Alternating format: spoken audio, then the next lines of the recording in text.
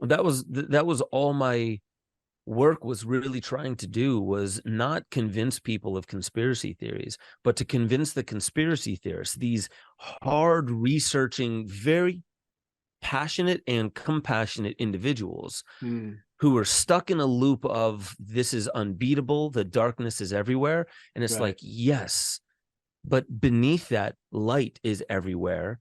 And Hmm. none of this is outside of the purview of God.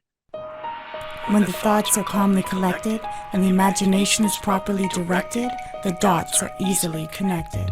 So, okay, man, like we tried this back when I tried my first season of podcasting, and some life things took place that kiboshed the whole thing. And finally, I've cut the cords with that connection that was sabotaging a lot of what I was trying to do. And I Mm-hmm. don't want to be a victim or sound like a victim. You know, I see it as like I created that, I co-created that so that I could finally destroy that. I think you could agree, as creators, part of the creative process is learning and knowing when to also destroy and sever, make Yeah, space. no, I've had a lot of that lately as well. It's interesting how the pain and suffering accompanies you beautifully seeing anew something that used to be something you wanted, and now it's kind of like tethers on you. And Tethers, yes. yeah. The So ideal, right? We're so idealistic by default, by virtue of being artists, right? We see everything in its perfect end form, but like it's the ideal. And in order to ground it and make it real, it requires certain things being severed. And recently, I think you'll appreciate this. I was talking with a very good friend of mine and confidant, and it was don't burn the bridges, but definitely incinerate the cords. And if the bridges mhm. go with them, then may they, because you don't want that connection. You don't want that in your sphere. How can you create when it's like, you know, ah, so Moon and Scorpio for me, I'm okay with incinerating cords. It's just it takes a lot for me to reach that point, man. Because then it's like it's over for like eternity. Lives to come will never be able to fuck with each other. And I'm scared of that because it's like I recognize, like, when you think of these movies like Cloud Atlas and stuff, like this idea that like we're gonna constantly see each other over and over again. It's like you think, yeah, it's over for eternity. No, it's gonna be guaranteed that you're gonna now see them in the next life. Yeah, there's that, and then there's also, I don't know what that's supposed to mean. Yeah, Seeing them in the next true. life, I don't know what that's supposed to mean, and maybe I'm not even supposed to be able to conceive of it until next life. Straight up. That's wisdom. Thank you, bro. Like cross that bridge, using the bridge metaphor, when we Hmm. get there. Yeah, yeah. Yeah. That's life, man. Like you have enough information to drive on the part of the road that you're on. Hmm. And like you may have the overarching plan to drive from, let's say, New York to LA if you're in the States, but that doesn't mean your headlights, are illuminating the path in LA. You're still in New York, you know what I mean? So you're able to Exactly. see what's right in front of you because that's the way that makes the most sense. Totally. Totally, Mm. man.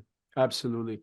And with all the greatest technology, high beams, GPS, still we are not meant, and we should not waste our any capacity of our being trying to foresee.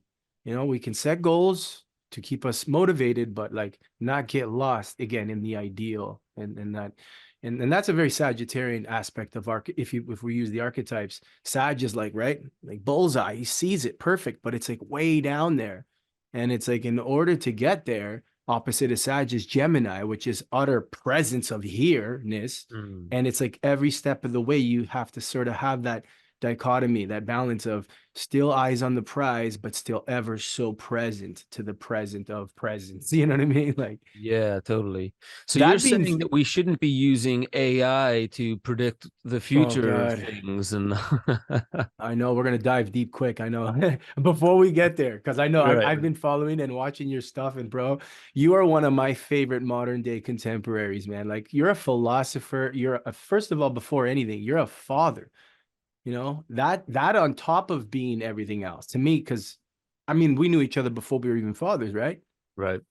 And already I had utter respect for you. But now that I see you as a father still do what you do, that's all that much more even respect, especially because I can recognize there's something I recently just captured a little bit of where you're talking about, it was you and a couple other brothers in a podcast, and you're like, you take the hat off and then you put on this hat.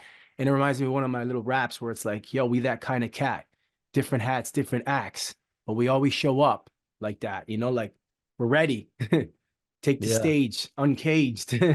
Let's just get some context, because this is, after all, connecting the dots. And what I'm trying to do is have like some context. And actually, if anything, the fact that first season kind of didn't, it was like my warm up to now have a little bit more direction, a little bit more focus. And before anything, I wanted to ask you, I think I remember, but remind me, what is your sun, your moon, and your rising, that trifecta of your natal chart makeup? Yeah, man, dude, you're asking me to dive deep. I can't remember the last time I looked at my natal chart. I know that I'm Leo rising.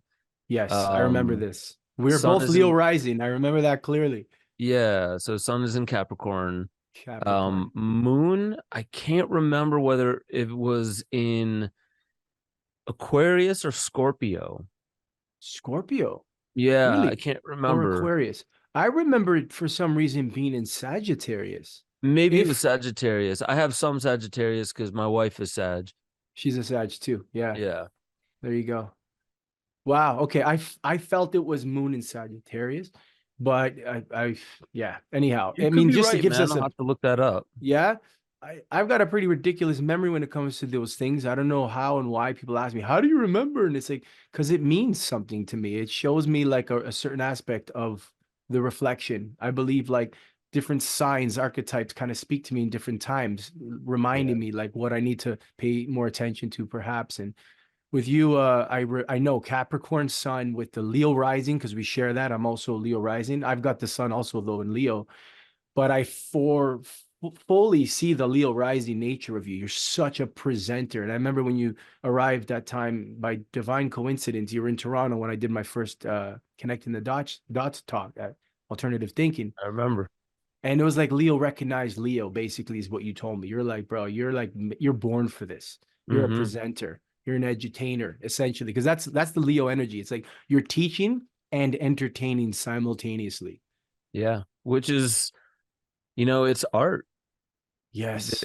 Teaching is an art form. And I think the way that modern education has kind of been for the past, let's say, 100 years or so, has been make the kids sit very still with all their kid Yeah. energy, make them sit very still, Yeah. obey the person in the front of the room, have them stare at a two-dimensional blackboard with a bunch of squiggles that they do not care about, Right. and scold them if they want to get up or talk or do something natural if they have a natural impulse. Yeah. Like go to the washroom even. Like Yeah, even stuff like that, and they were yeah. just at the whim of the crankiness of the teacher that probably didn't really want to be there but had to Right. fit into the economic system somehow. Yeah. So yeah, so I mean, Oh, like, all that to say, that's why I'm a filmmaker. I do love educating people, but that's not the reason why I make films. I also like moving people. That was why I was a musician.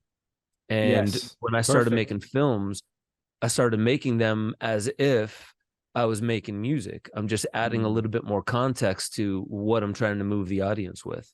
Totally. And the set and the connection of visual, motion, picture with audio, which is music, right? Organized noise, that all together makes for the most, I think, impactful, memorable piece of art, which really does reach the heart.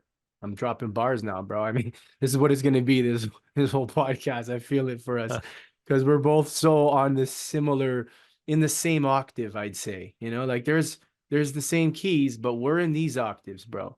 I feel Mm-hmm. that, like we've made certain decisions in our lives to shatter the earth beneath our feet, burst the bubble around our, in our sphere, and really ask the great questions: who, what, where, and why the fuck are we here? Right. Mm-hmm. Yeah. So, and you have done such tremendous work, bro. Like, let me just say it again. Your esoteric agenda, part one, was a lullaby for me when I was operating and running my first studio for Spartan Productions downtown Toronto.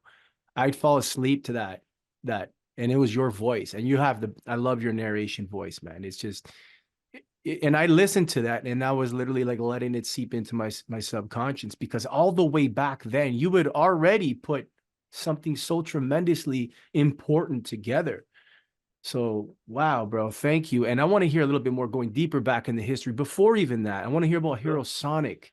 Like where did you start playing? When did you start playing music, and what motivated you to play music? Yeah, so I mean, you know, I was an army brat, meaning like I've lived in 6, 7, 8, probably like 10 different places before Pennsylvania, where I stayed the longest. And I was just 10 constantly different moving. places. Yeah, Nice, so nice. and Kwajalein and Hawaii. So Kwajalein are in the Marshall Islands. They're between Hawaii and Micronesia. And this island I lived on was like 2.8 miles from tip to tip, and it was 2 football fields thick. Wow. It was shaped like a boomerang. Half the whole Wow. island was the airport. Holy So smokes. just nonstop connecting with different kinds of people and also different cultures, the Marshallese, the Hawaiians, engaging with their ceremonies and their dances and their rituals. So that really kind of set the ground floor for me. And then I was really into Pink Floyd, The Doors, even like Billy Joel and Michael Jackson when I was super young. So music was a big part of who I was, as well as I had an obsession with Native Americans and blue whales. So I was really into something that I didn't quite understand back then. But then I was super into sports as well. So I was playing soccer, football, baseball. In my last year of football, I tackled somebody. I was usually the running back, but I was playing defense as well. And I tackled somebody, brought him down to my ankle, and broke my ankle on a growth plate.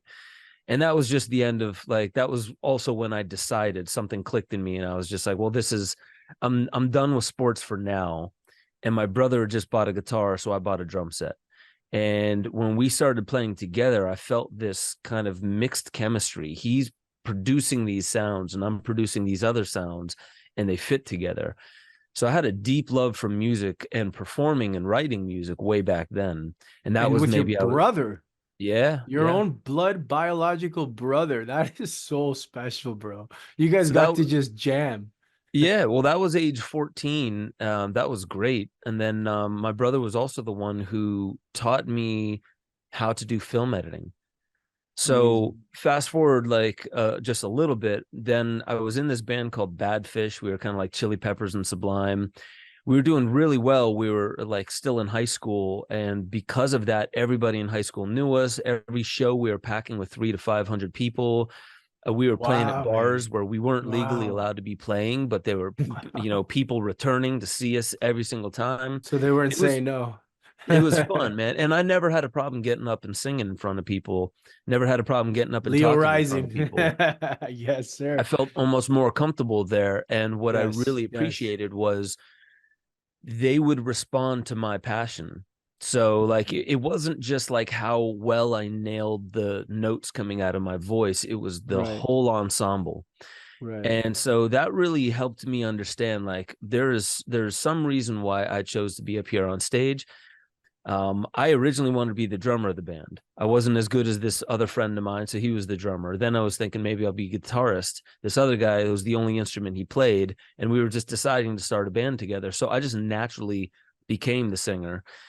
Fast forward that, I was getting out of high school. I had this freak moment where I decided the military might be a good thing for me to do. And it ended up like years later actually being, I'm glad that I did it. But that was, as soon as I came back from basic training, I got into this band called Hyrosonic. A year later, we were on Lollapalooza. And then we just kept touring and touring and touring for 13 years. In Wow. that time, 13. 13 years, yeah. 13. In Interesting. that time, I got out of the military, and I wasn't allowed to talk about political things and have an opinion because I represent the military. So That's when I right. got out, that was when I made Esoteric Agenda. And I really treated it, Mm, as I was mm. making it, I was trying to make a short documentary to explain the message of the band. But then I made a 2-hour documentary that had nothing to do with the band. And that was really what it was supposed to be. People started Right. asking, like, where are your DVDs? I was like, well, I don't have DVDs. This is just something I put up online. And they were like, I'll buy 1,000 DVDs and hand them out if you just print them out. Yeah. So I started doing that. And that was when I instantly started making more money doing films than I was playing music professionally for many, many years.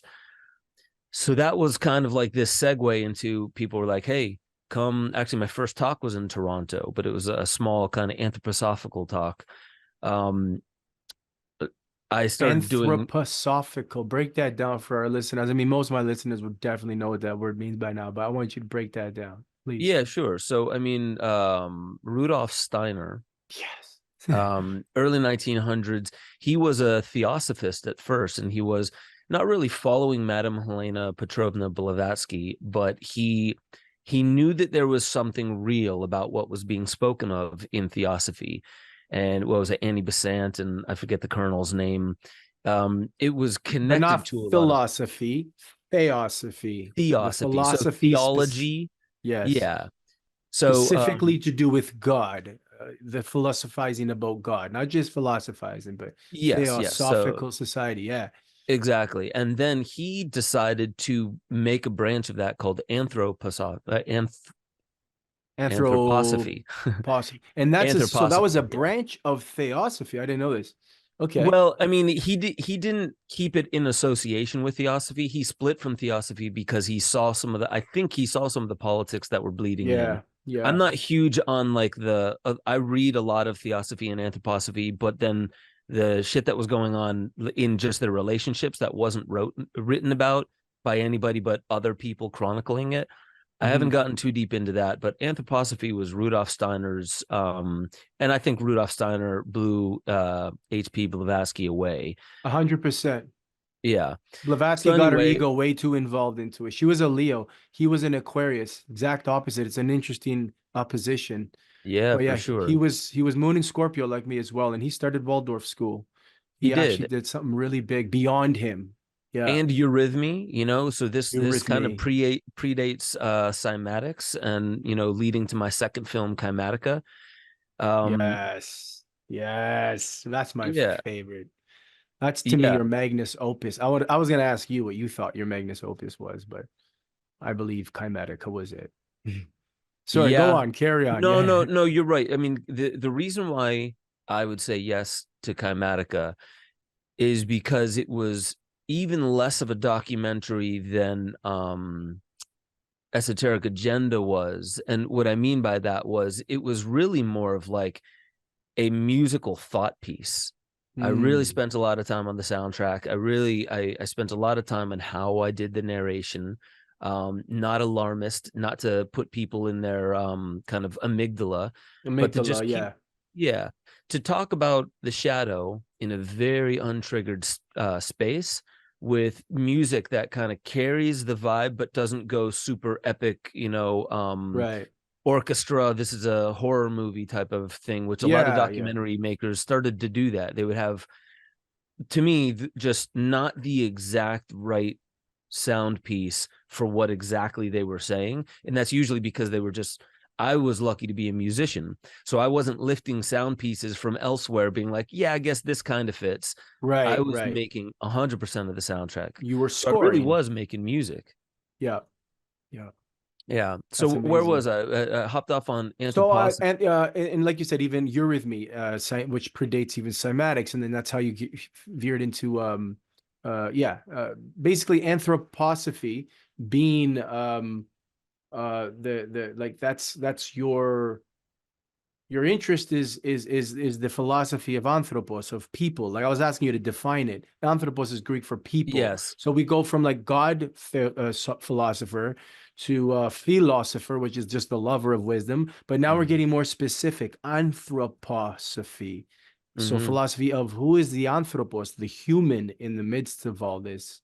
Yeah. Is that kind of connected? It's a different part of the prism. You're looking into the same prism, but not through the lens of theosophy, like assuming, okay, let's talk about God, but let's talk about humans as a fractal of God. Yes. I remember where I got off on that. So I started doing all these public talks. My very first one was not with an anthroposophical society in Toronto, but these people were heavily into it. So I started doing talks all around the world. This changed my life, and I was still in the band.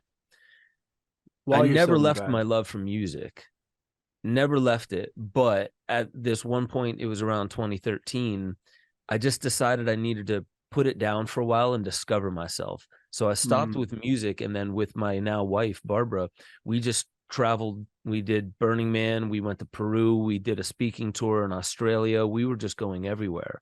And then we had a kid, basically a year and a half after meeting. And that was beautiful. That wasn't something where we were kind of like, doubled over and panting. We were really excited about it. You're excited about it. You're prepared for it. You spent a good year and a half really experiencing each other. It Yeah. wasn't like suddenly she got pregnant kind of thing. And that's amazing, man. And that's Yeah. why here you are. Like you're happy. You've got even two more, right? Twins. Yeah. So I have twins, and I have one more on the way now. So You it'll be have no 4. way. Congratulations, Yeah. bro. You're gonna be a father of 4. I know, man. Oh my God, I'm one of 4. I'm the second. But yo, that's crazy because I just have one, and I tell parents anyone who's got more than one, I'm like, I can't even imagine. Like, and you're talking about having a wow, amazing, brother, Yeah. amazing. So that was really the long story. Like, that was Hypersonic before the films, and then that was kind of like the weird period in between, because after I left the band, I didn't really do much film work. I was just traveling, trying to explore myself, going to different festivals, or just getting lost in the nature with Barbara, and it was beautiful. But then eventually, when we had my daughter on Alora, I really started thinking, okay, I need to figure out a legit way to make some money, so I'm not just trimming pot in Northern California. I need Totally. an actual bank account. And in a way, I was probably stressing about it more than I needed to. But Gaia just came along and picked me up, and asked me to be a That's producer. awesome. That's what brought me back into filmmaking. Right, right. So you're a producer for Guy, essentially, like Yeah, I you're a produced. co-producer. Yeah, no, I was for a couple years. I worked in house, and I made the Psychedelica series. You see this Right, poster behind me, right. and I made season 2 of Psychedelica. Plus, I did direct the camera show called Limitless about our higher Yes, potential, because yes, that's yes. that's really the pinnacle of all my work. I do talk a lot about the shadow externally, as in conspiracy, internally, as in just the shadow, and Watiko, as Paul Levy says, Hmm. it's a part of the shadow that will always seek to amplify the light by amplifying the shadow first.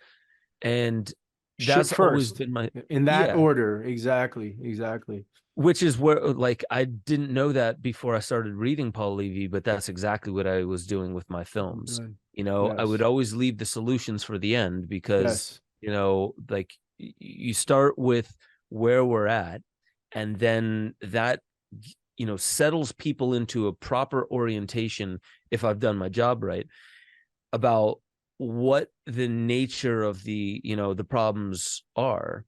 And when I say problems, I mean more riddles, right? It's not Riddles, like woe is me. challenges. It's Yes, We're yes, supposed to face it. We're supposed to turn into it and yes. face it. And I was just noticing so many people get scared and be like, oh, I can't look at that. And I'm just like, but you deal with it on a subconscious level when you don't look at it. Exactly, So, exactly. And it amplifies. Actually, it gets worse. It's like Hercules and the Hydra, right? mhm, You can't, it just grows under the carpet. It fester. I know all about that. Moon and Scorpio, man, I have no choice but to face, embrace, and replace, like the alchemical process, the mhm, dark. And that's where we share that weapon of choice being the human voice and art. For you, more motion picture, for me, maybe more movement, mhm, and stuff. But like, yeah, this is it. This is what your films have done. They shine the light on some really heavy stuff, but then they provide, and even sonically, I could say, as a sound engineer and a fellow composer, they sonically do that too. They go through the whole process and of alchemy, and at the end, it's like literally you've turned all this heaviness into this triumphant, like, incredible, like, hope for future. Because now it's like Carl Jung said, I'd rather be whole than good. You can't just chase the light. You must face the dark. And Mhm. I think that's what your films have done. Yeah, and with the help of tech, that's Of the tech, interesting yeah. thing about I was a musician before, but all the instruments I was playing, they've been around for a long, long time. Not for a long, long time has filmmaking been consumer priced to the point where a kid at my age, 24, when I started making Esoteric Agenda, I I bought a $2,000 laptop. I got some cracked softwares, and I just did whatever I could with the time that I had to make a film. 10, 15 years before that, it would have taken me $50,000, maybe more, Yeah, just to procure the equipment to do proper filmmaking. exactly. So there was something about, there was a collective code that was unlocked technologically, which was not only like what Paul Levy would call Watiko, because in there lies, like, anywhere where there's power, you are going to get a lot of shadow instantly flocking to it. Right, And so right, technology, let's be very careful. Like technology, like the internet, like AI, all these things were first created by the military industrial complex. They have right. applications that are directly rooted in them. However, Yes. that stops most people in their tracks, especially conspiracy theorists, because I feel that conspiracy theorists, they fall into a trap where they see clearly that there is darkness and where darkness lies most heavily, but their worldview is incomplete, which means they see it clearly, but they do not see it completely. They do not see shadow and darkness completely either, as a manifestation of something that happens when light and objects are in your periphery. So if there's anything for you to study, light is shown upon it. But what does that mean? Unless you have light in every direction around it, there's a part that is in the shadow. And Always. this Because is you can't something. see the eye from the eye. It's like there's always going to be that one blind spot. Can't bite your own teeth. Bite I your mean, own teeth, technically, exactly. and these are semantic things, but But so to they're truth. me, They're perennial to me. Truth. They're the aphorisms. You know what I mean? Like they're the yeah, fundamentals that we mustn't overlook. that was all my work was really trying to do, was not convince people of conspiracy theories, but to convince the conspiracy theorists, these hard researching, very passionate and compassionate individuals Mm, who are stuck in a loop of, this is unbeatable, the darkness is everywhere. And it's like, right. yes, but beneath that, light is everywhere. And Hmm. none of this is outside of the purview of God. You think Right. God can create everything, and all of a sudden it's just like, yeah, but I don't know what to do with the internet. You know Yeah. what I mean? It's Exactly. just like, you Yeah. misunderstand what it is Totally. you're really studying. Are we studying God? Are we studying God Totally. within the human? So Well, this is back to where my work. anthroposophy. Yeah, back to anthroposophy, because that's the point. It's like from theosophy to anthroposophy, you're recognizing the fractal nature of the microcosmic human, which is God wrapped in skin. And we can have that conversation, bro, because it's like my last name is Sophianos, Mhm. Sophia. Sophianos in Greek is theosophist, specifically referring to the Gnosticism, right? The Gnostic aspect of it. And of course, not go into too much of the details of Gnosticism, because even me, I wouldn't identify as a Gnostic. But like God, the best way I've understood, just like you said, you think the internet would escape God. Dude, God is the existence within which existence can take place. It's the observation, the observed, and the observer all at once simultaneously. And it's always a trifecta, because GOND, I like this. I got this from Santos. I almost don't say his name anymore because where that guy has gone off into the deep end of. And bro, Santos, I invite you. Let's have a talk, bro. Because ever since dude came out from wherever he got put in behind bars there, I'm suspecting some shit went down, some MK Ultra shit went down, because you're a different person. And he's a fellow Leo rising like me. So it's like Leo to Leo, I want to get on the fucking reel with that Mm. brother. But he has taught so much. He's brought forth, and I'm talking about the trifecta of G, O, and D being all things generate, they grow, O, they operate, they serve a purpose to be of service in the collective, right? And then D, they decompose, degenerate, they die. Mm. And this is God. So therefore, it's like, yeah, the internet, the elites, the snakes, everything is God. just like Yeah. yin and yang. They need each other. You know what I'm saying? So I went on a bit of a rant on that because it's been weighing heavily on me, and I'm sure you can agree.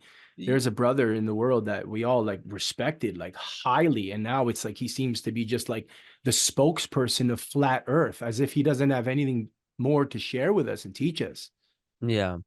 So I noticed that we have like 9 minutes left on I this know. recording. So Yeah. here's a good thing to, I think, for the audience and us to just kind of get into is specifically in talks with, not just in talks with, because I've been in Santos Bonacci's home.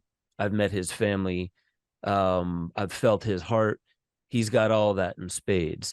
I also Spades. noticed when he was really deeply into the sovereignty movement that, he went to jail. He got out of jail. He went through bouts of real anger Yes. towards his audience, and then he apologized. I remember True him Aries. apologizing. He's in Yeah, Aries with Leo rising. So yeah, I can imagine the hot-headedness, the anger, the fire, he's also at the end of the day, he's a musician, really. And he's a he is. brilliant musician. And Like, and I've felt his heart, and we all have some inner driving force that isn't fully understandable to other people, and that does one of two things: that causes a fork, because like, to your group, to your community, to those in which we relate to, and really all life and all health is an aspect of relationships. So yes, while that seems to be maybe in process, I don't even know if I would say it's in darkness with him, it's in process with him. in process. There's another thing in him is where, and I think the reason he maybe can't get off of the flat earth thing is because we may not be looking at it the right way. Like, it's causing anger, but I feel like what's happening inside him is, I know I see truth in what I'm looking at. Right. And I trust, because the way he turned me on to, I think his name is George Carey, some of these authors that really talk about the Christ within. He sees truth in ways where I'm just like, dude, like I tip my hat to you. So I know he sees something in that. And this is also what I've noticed after I just put out this film called Unsafe and Ineffective with Aubrey Marcus. The official launch is still coming in a couple days. Oh, okay. Yeah, and it's about COVID-19 and Nice. just the vaccines. We're just gonna Yeah. talk like adults. Like, don't we want to Yes, be yes. adults? Can't we I just, saw the preview for it. I saw the trailer. I love it. I can't wait. It's so well presented. Exactly. Let's talk about it like just mature adults. right? Like, okay, There's something something went that wrong. happened. Something happened. There was pros, cons, something went wrong. Can we just discuss it? I Yeah, love that. yeah. Let's not shove it under the rug anymore. We're gonna talk Right. about it because we're a Patronize. nation of adults and we're in trouble. Right. We're not going to patronize. We're not going to demonize it. And this is exactly my intention and invitation to Santos is like, I Yeah, want to hear like what exactly has been going on. Because there is talk like he was under MK Ultra and shit while he was in jail. That's not hard to believe. Motherfuckers, as soon as they got you in a straitjacket, they got you in their custody. You know what I'm saying? That they do yeah, whatever the hell they want. We don't know. So yeah, God knows he even knows. But in any case, I'm curious to know why is it like he's championing this one thing that I feel like he's just pigeonholed himself into when he has so much to offer. They even removed his whole channel, so we can't even go and listen to the Mr. Astrotheology stuff anymore. yeah, So I get he's going through that Leo rising identity crisis where he has to like put a new hat, do a new act. But again, going back to this, beginning of this podcast, like it's many acts, many hats. We those kind of cats. hmm, And being able to pivot and shift is what this age of Aquarius is, because opposite Aquarius is Leo, and the only way in the age of Aquarius truth and knowledge shall take care of us is if the lions, acronym for leaders in our networks, have the courage to roar this truth and share like this. And I think that's where relationships, like you said, is so important, because yeah, in conversation, con prefix with and verse, right? Man speaks in prose, but the gods speak in verse. I think that was Socrates. Musicians like us who have done the real deep look into, have graduated the aspiration of being rock stars and the seduction of the wood of the holly tree, but like truly done what people like Jim Morrison, you mentioned the Doors, Mm-hmm. or Kurt Cobain and these other guys who early on, not that they pieced out, they were removed as recent as Chester Bennington from Mm-hmm. Linkin Park. Why? Because there's something about the musician and the truth that I believe, and that was the whole kind of like, that's what I wanted this podcast to be about. But I knew it was going to be so open. It's going to be hard to like razor sharpen about just the Yeah, music industry. We could just talk about that alone for hours. for But sure. yeah, like I mean, given the time that we have, I'm definitely hoping we jump back on. You know, it's going to be a powerful year, 2024. I do intend on doing more with yourself as well, and I know you're a busy man, and especially with a fourth coming, brother, I can only imagine you're gonna get Yeah. busier. Yeah, man, and same to you. Same to you with everything that you've got going on, man. It's always nice to see that you're still continuing on different kinds of iterations, but it's a beautiful Yes. process. And I do want to say, because we brought up Santos, that like I just kind of want to complete when you're saying Aquarius is a time to shift and pivot. Um, I feel like part of what that entails is acknowledging that we are Santos as well, and he is That's us. right. He, in his individuality, is in a process where he knows he sees truth, which is probably causing a vignette where the shadow around the outside of his hyper focus is causing him to not see that, yeah, truth is everywhere, and Right. rabbit holes can be seductive.